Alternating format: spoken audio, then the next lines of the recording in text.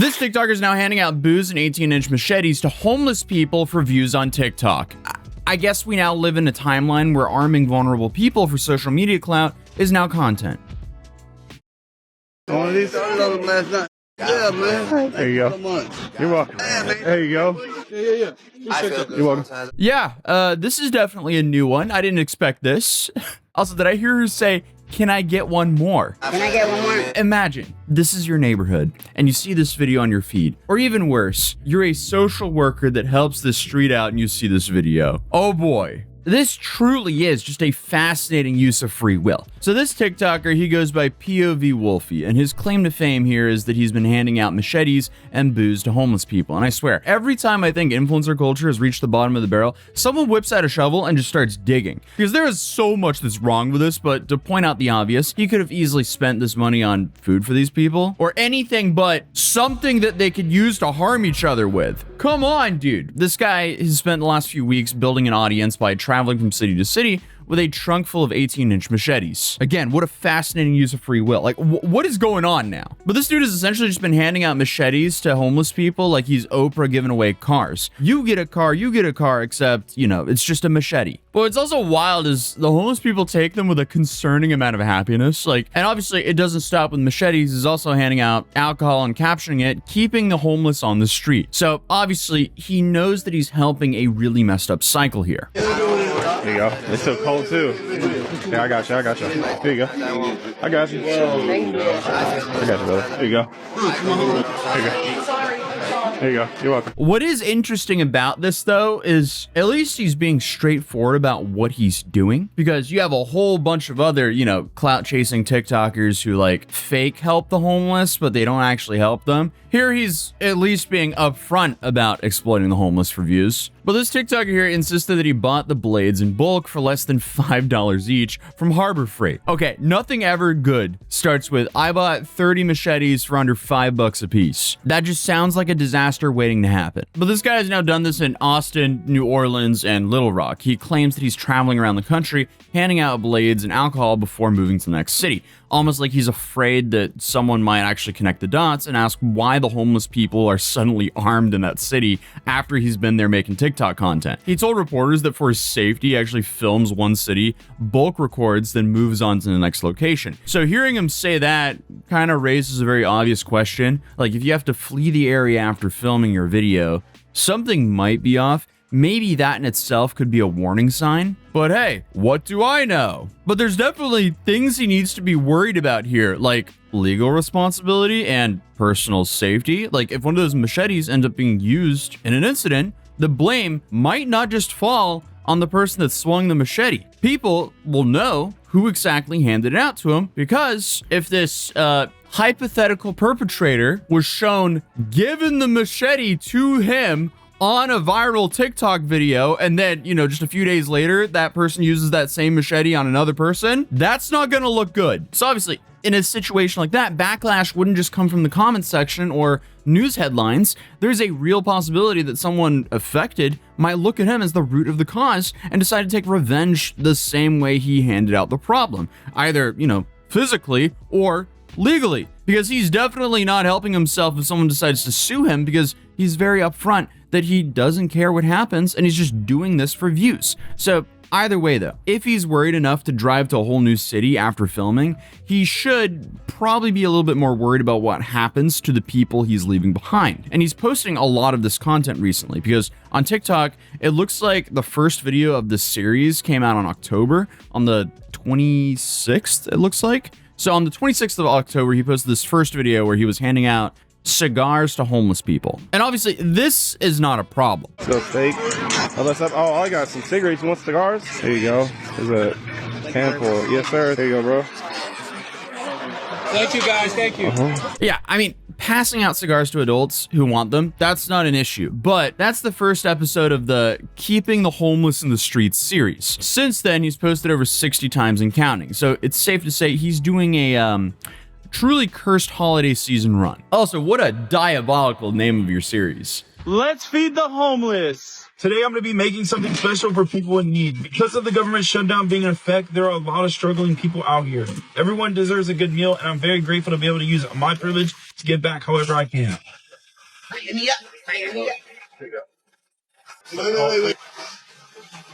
What?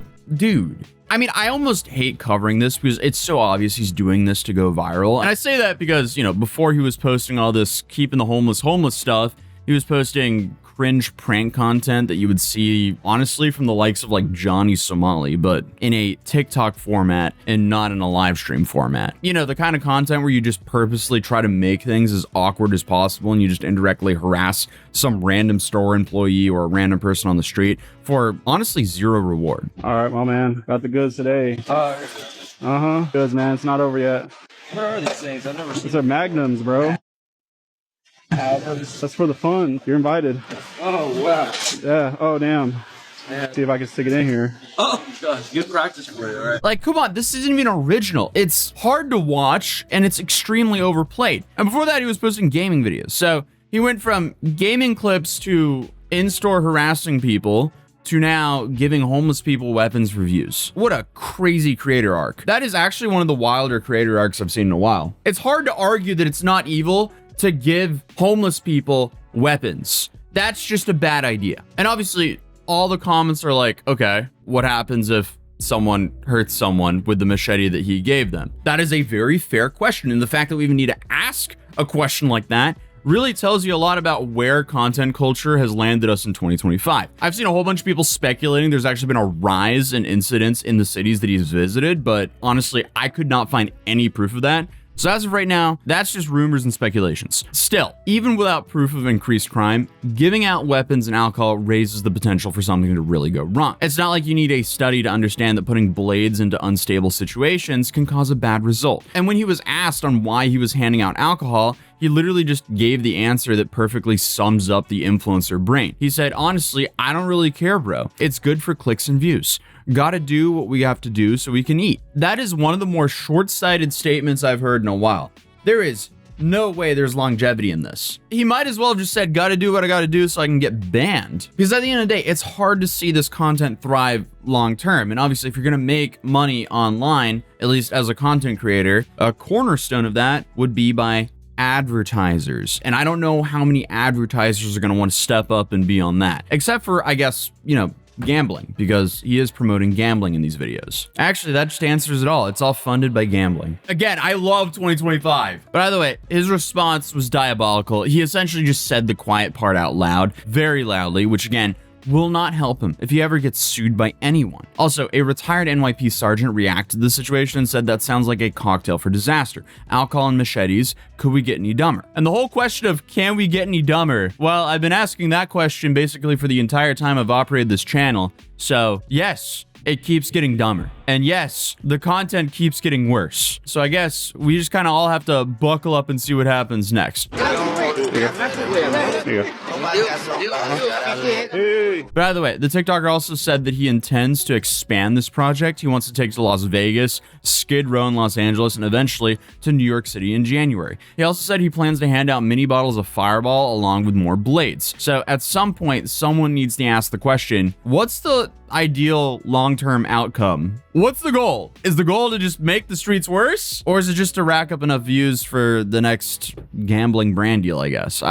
Probably the latter, honestly. Because his viral clip has more than 15 million views, and as of right now, no age restriction, warning, or even moderation note. So that's crazy. It's just racking up engagement. But either way, I mean, if his content requires handing machetes to strangers with mental health and substance issues to stay relevant, clearly he doesn't have any sense of human decency, as there's so many other ways to get attention on social media. But the NYPD didn't give an official statement regarding to any of this, but again, this is still fairly new. There are over 60 videos, but all of them were released like within, you know, a little over a month now. And the machete video isn't even that old. But legally, he may feel safe now because police told him possession isn't a crime. But that's only half the story, honestly. Because the thing is, like, you know, a lot of these people are intoxicated, mentally unstable, or unable to consent to being in this guy's videos. So, I mean, if someone gets injured with a machete that he provided, prosecutors could argue that he acted with reckless disregard for public safety, as that's kind of what's happening right now. And that also opens the door to charges like reckless endangerment, aid in the commission of a crime, or even criminal negligence if they could prove he reasonably should have known harm was likely. And you know, just like everyone else we cover, since he's filming the exchanges and proudly announcing his intent online, there is a chance that he's actually building evidence for both prosecution and civil attorneys